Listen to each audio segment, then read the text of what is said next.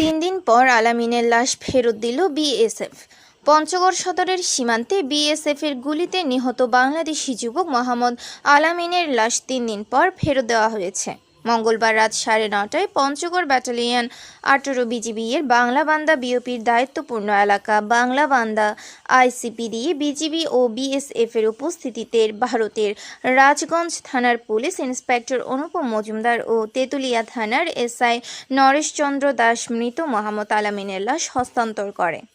আলামিনের বাবার নাম সুরজ মিয়া। তিনি হারিভাষা জিন্নাতপাড়ার বাসিন্দা।